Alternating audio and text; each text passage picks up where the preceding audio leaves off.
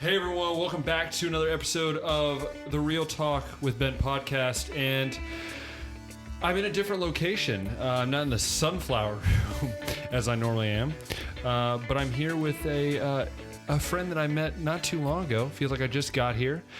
But sir, what is your name? Or mi amigo, what is your name? I'm Diego. I come from Peru, and at the moment I'm a student. At the Bible Institute here in Hungary, Word of Life. Yeah, so I got to know Diego over about the last month or so. Got to meet him for the first time, and I feel like it was kind of fun just to get to know you, get to know your story. So I asked him to be on.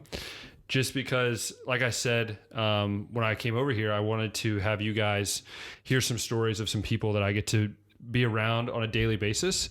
And that for me is something that is, I really love. I love spending time with people, and especially people I've never really met. And it's a fun thing we got going. So I wanted to, once again, thank you for tuning in, wherever you're tuning in at. So, Diego. That is called Diego Wasn't Prepared. But Happens quite often. It's okay. It's Diego. So Diego. Yes, sir. So I guess give us a little story about who you are, kind of where you come from in Peru, because a lot of these are Americans and they probably have no idea where Peru is. And if you do, I'm sorry, but I just was assuming. But go ahead. So Peru is the country that is right next to Brazil, underneath Ecuador. It's I come from Lima, which is the capital city, and yeah, it's a great place. It's located in a desert, so the weather is different than from here. As of right now, it's snowing in Hungary, and I'm sure you absolutely hate this right now. Actually, no. I saw my first snow here in Hungary this year before the winter break, and I was really looking forward to it because we don't have such thing as snow in Lima. Yeah. It was fun the first day. Then it's I just started off it. So coming from Peru, as you guys can tell, he speaks very good English. Oh, thank you. So growing up, I'm sure you grew up speaking Spanish, obviously, and that was the primary language. But, sí, señor. Yeah. So obviously your family probably wanted you to speak some English at some point. So when did that kind of, I guess you can tie that in with kind of your testimony too, and kind of maybe how that's kind of played in both ways in a way. So both my parents are Christians. My mom, she comes from an evangelic background. So my grandparents from the side of my mom, they were both pastors in Peru, and they spent most of their lives traveling throughout the country, just from church to church, looking how to serve God and do it while taking care of 9 children. So yeah, it's like it's a big family. So you have a big family. So so you have how many brothers and sisters do you have? I have only one. So you only have one sibling. One sibling. Wow. So it didn't really come down to it didn't really it didn't really come down. But so obviously you grew up in a Christian home. When did you kind of feel like, I know obviously your parents probably let you, kind of choose when you accepted Christ, but when did that kind of for you kind of be instilled and you're like, I want this on your own? I think it was a process between the time I was 15 years old and now. I grew up in like I told you, I grew up in a Christian family. I went to church basically most of my life, and I was always involved in like youth groups, Christian meetings and stuff, because my mom used to work with many churches and Christian organizations. So I would spend most of the time surrounded by people who were talking about the Bible, preaching the gospel, and that was my environment for saying so from when I was a child. Yeah. So, as you kind of grew up, I know we had talked, actually we were walking in the woods, which sounds so weird, but, we talked to how you learned English, in, was it like an international school? International school. But you told me something interesting. You said that you would speak Spanish just to get in trouble. Yes. You wouldn't just speak English. You didn't want to. No. And so we have these. Well, the school has this no foreign language policy. Yeah. So basically, every time that a teacher catches you speaking your own language or any language that is not English, you will get after school lunch detention. And if you keep on falling into the I'm going to speak my own language attitude, then you get an after school detention, and I got quite a few of them. So were your parents pleased? No, they didn't know about it. My mom doesn't really know how to use the system. Yeah. So you kind of knew that was there. Yes. But yeah, it's kind of funny because two of our other really good friends, who hopefully we'll have on this podcast, maybe we'll talk them into it. Mm-hmm. But Fernando, they all three speak Spanish because they're from Guatemala. He's from Peru.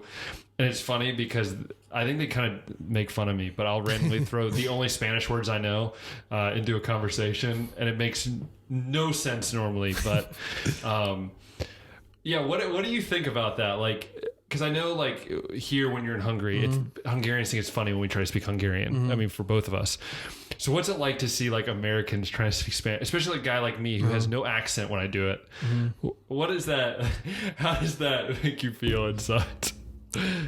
I think it's funny. It's actually funny because it's like you're just throwing random phrases here and there and makes no sense with the context, and it's just I'm like not making fun of the language. I just think I'm trying to like participate. Yeah, it feels like that. Like if the atmosphere is getting too serious, just like throwing those phrases in there, it lights it up. And I think that's what Diego's learned about me is that when everything gets too serious, he just has noticed that I just decide to just be a goofball, which you all know very well. But yeah, so you grew up, you went to school, graduated high school. What on earth? And how did you get all the way here to Hungary? I mean, everyone can ask me the same question, but how did you get here? Like how did you get from a place like Peru and you come over to do Bible school? I guess that's a two-part question. Why did you choose to do Bible school? And then why did it end up being Hungary? Because there's plenty of Word of Life places to go. It's actually quite a long/funny story. Because looking back at it, I can see God's hand moving everywhere. Not just in my decision of coming here, but on the process of getting me places and allowing situations to happen so I would eventually end up here. So I went to a Peruvian school, as it's common in whatever country you are at. You just go to the school that your country provides, and it's great. At the age of 14 though, 14, the life of my family gave a 180-degree turn. My dad was diagnosed with cancer, like lung cancer, stage 4. And it was just like a big shock for everyone, and especially for my mom. And yeah, my sister and I, we just saw everything. Like we saw the process, the chemotherapy, how he slowly got thinner, got like slower, and well, taking into consideration that he was kind of old when this happened. He was 57, almost 60, and yeah, a lot happened. The cancer thing, we had some issues with the family from the side of my dad. There was like some sort of unsolved conflict from years past, and they decided to bring it up at that specific moment. So there was like a lot of stress and stuff, and all this time I was just like thinking and wondering like why God allowed this to happen. Like it's something that if you think about it, at least in my case, I mean, there's no reason for it to happen. It's like stuff like this doesn't happen in real life. It only happens in the movies to make for the plot's sake, and just didn't feel real. But still, it was happening. I was asking questions. God, why do you allow this to happen? Why are we going through this? And he eventually passed away. And at that moment, my mom wasn't working because my dad was the one who was, bringing the bacon home. And or bringing home the bacon. Well, You're good. You're not from America. You're good. And so at that moment is the first time that I see like a miracle happening in our lives. So we prayed for her to get a job as soon as possible because we were running out of time. And I think it was that day or the day after that she get a call from the guy that works for the American Bible Society in Peru. Mm-hmm.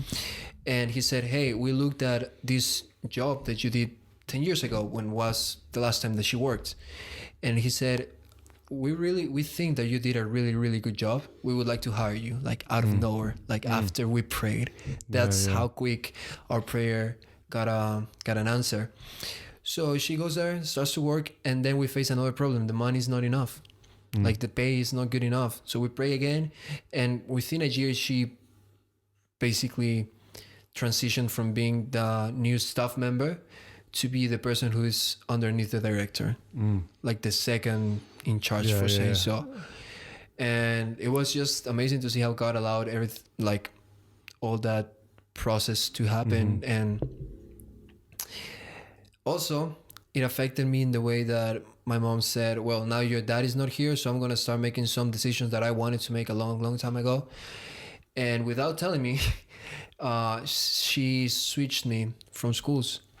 So I went from my Peruvian school, and then I came back home one day, and then she said, you know what, starting next week, you're going to an international school that's close from here. And again, it was like another shock. It was like, this is not happening. Like why is this happening and why now? Yeah. And that's how I learned my English. Like moving there, lunch detention, after school detention, and then just being forced to learn the language. Yeah. And well, that allows me to communicate effectively with you now and with people. And that was this, I think looking back, I can see that's when God started to work on my life so I can be here now. In my senior year, I didn't know what to do with my life. And I thought after going to an American school, going to a Peruvian college would be basically going backwards. Yeah. So I wasn't ready for college. I'm still not. And my best friend's brother, he went to Word of Life in South Korea. So he came back he came back to visit Peru. And he was telling me about this wonderful Bible Institute that is so fun, so good. You learn so much about God and you meet so many great people. And then this is funny. This mom from one of the kids at school was eavesdropping the conversation, and she said, you know what, I went to Word of Life in New York. If you want, I can give you a 500 scholarship if you decide to go there. And I was like, free money, I don't know what to do with my life. What a better investment to do it than this. So I mean, then I started my application. I took my SAT, got a pretty good score, not to brag, but and I got accepted. And I was talking with the lady that was helping me for my admissions process. Her name is Audrey. If you're seeing this, what's up? And she said, well, you have this amount of scholarships for your grades or something and for your situation. But sadly, even if you were to get all the rest of the scholarships, you don't meet the financial requirements. Yeah. And then I told my mom, dad, my sister as well, and we did what we best know to do. Just praying.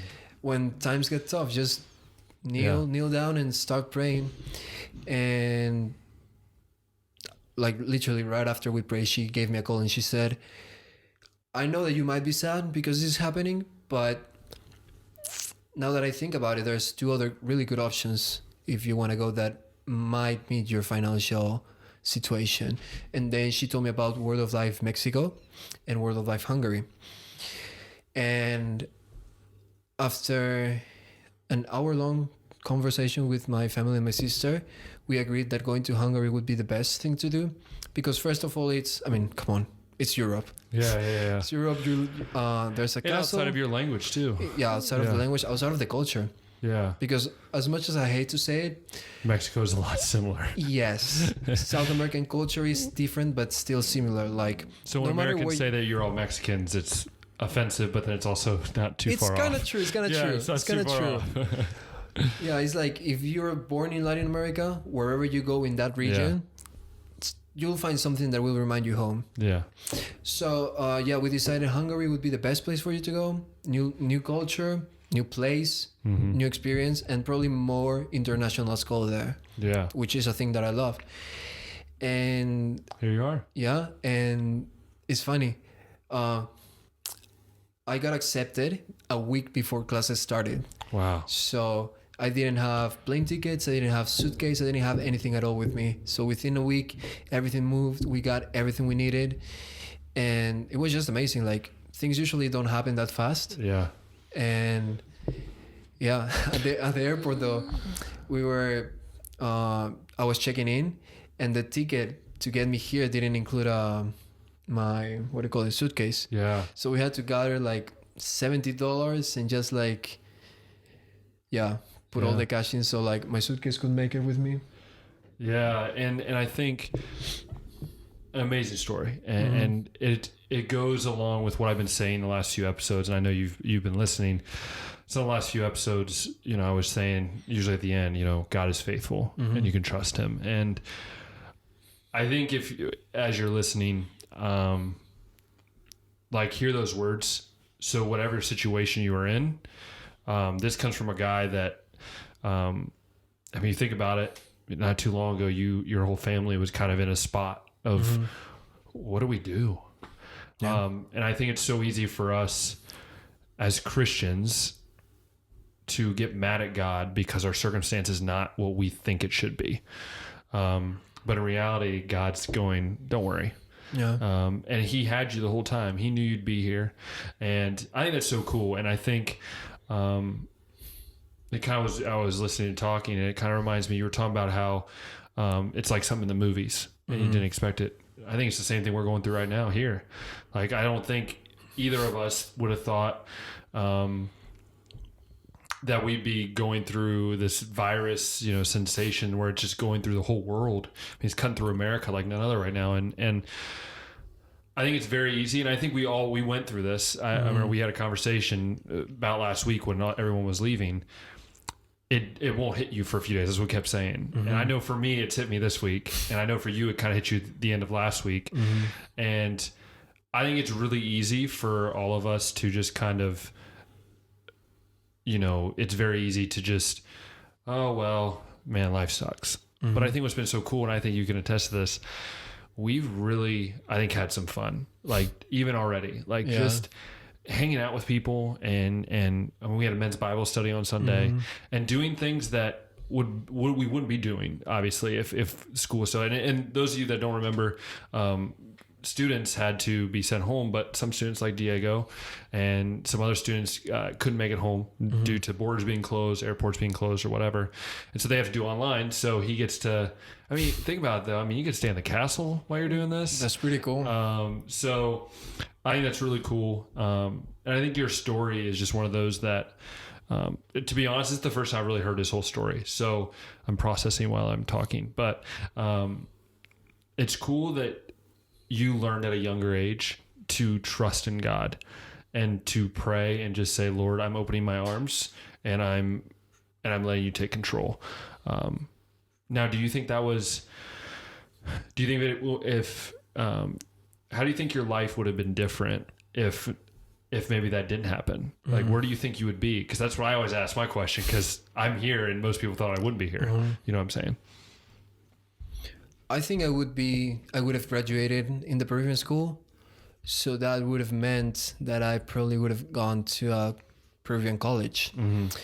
And to be honest, at this point in my life, I don't have like an ambition to make tons of money or tons of cash or like just finish a career so I can, as soon as I can, get a job that will pay me well so I can, you know, get a house and get a car. I know those things are important, but right now they are not my focus. And it's it's weird because you think about it. I'm 19. Most people are 19 are like trying to just Get a career.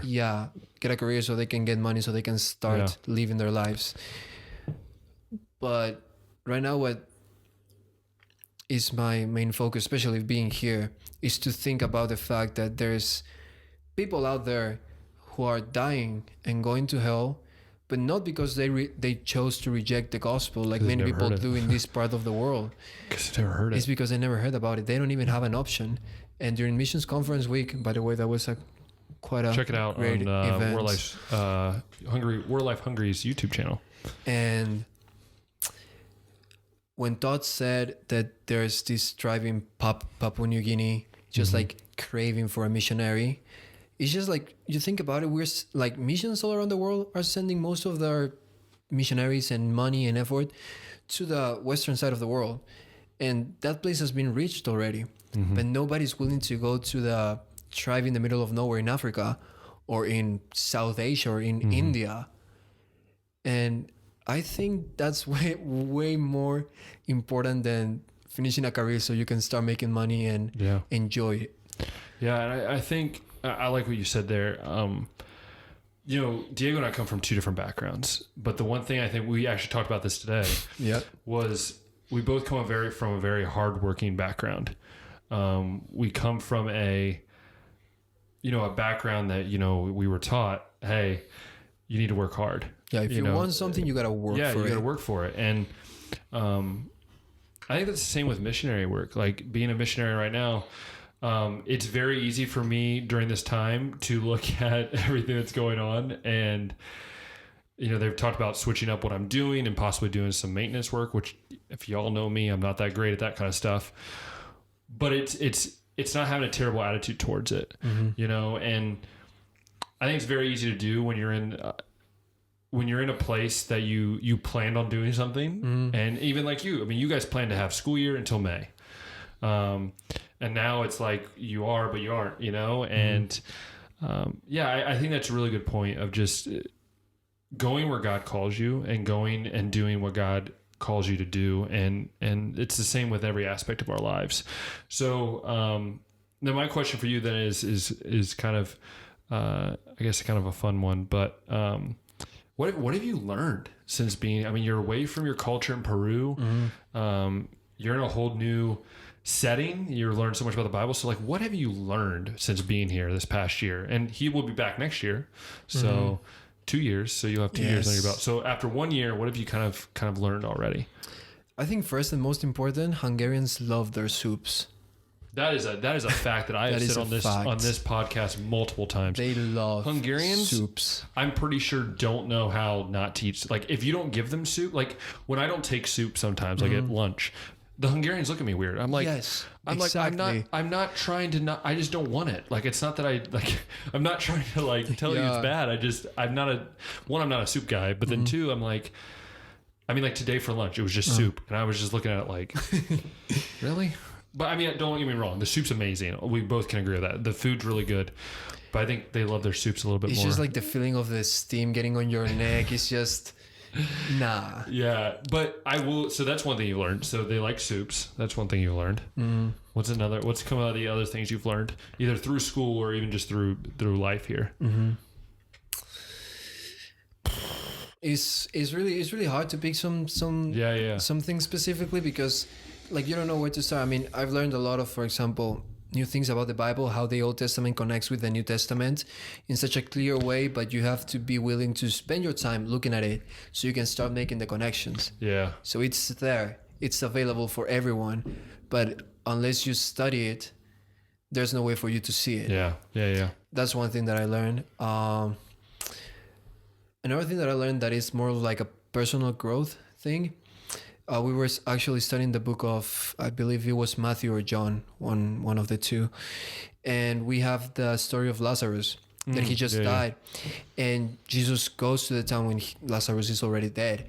And he has two different responses to two different needs. Martha, she was asking him, I know that my brother will resurrect because the Torah talks about the resurrection. So when is that going to be? And Jesus gave her a theological answer to her theological question. Yeah. But with Mary, the Bible says that he was moved by her, by her weeping. So, and he just resurrected Lazarus, so he could stop her pain. Yeah. So one mistake that I've made throughout my life was, I see somebody aching or somebody going through a tough time. My first reaction is, how do we fix it? Yeah. Like, what can we do so you stop feeling bad right now? Yeah. Yeah. Like, do you want to talk about it? Do you want to not talk about it? Or just like what is it that we can do so you stop aching at this moment? And that doesn't work for everyone, because not everyone is looking for that. Yeah. So a very important thing that I learned this year is like, we need to be, well, this is cliche, but we need to be more like Jesus in the way that we answer to other people's pain. Yeah. It's not the same that you would react to a family member than the way you should react to the pain of somebody that you don't know. Some people just want you to be there by them and just like sit there in silence and don't do anything at all. Some people want comfort, so you can go hug them or like talk to them.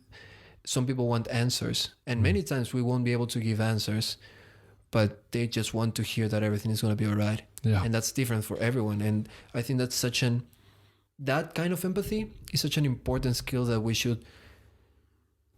should care about learning. Yeah. Yeah. I can't agree more. Yeah. I think you said it very well. Yeah. And so, it's been really cool just to meet Diego and to hear his heart. For a guy at his age, to have a heart. I remember what I was like at his age. I was just going to college and really figuring out everything. And it's been cool to see, even the little time I've known him. I feel like I've known him for a long time though. And it's been cool to spend a whole nother year with you and getting to know you. Summer camp. Yeah, and summer camp and everything going on. And so, I'm blessed to have Diego agree to be on. My goal is to have more people that I'm here with, that I've gotten to know or I've just met, just to come on here and share their heart and share what God has done. Because I think when we hear people's testimonies, we hear what people are doing, it is truly remarkable. And so once again, thank you, Diego. Gracias. Oh, de nada. For coming on. I appreciate it. Really do. And once again, for you all, if you're listening on Spotify or Apple Podcasts, go ahead and 5-star. That allows me to know you enjoy it. And if you're listening on YouTube, well, give that thumbs up, subscribe, because that helps me see that as well. Share it. And share it. So, and also, if you have any more questions for me, or you want to ask questions for me to answer, whether that's maybe have Diego on again, we'll ask those questions, or just different people as well. I would love to hear those and just give me some ideas to do for podcast episodes. So once again, I thank you so much. Please stay safe out there. Make those good decisions, and remember, God is faithful and you can trust him. And I guess we call that a show. So, Amen. And as always, we'll talk next time.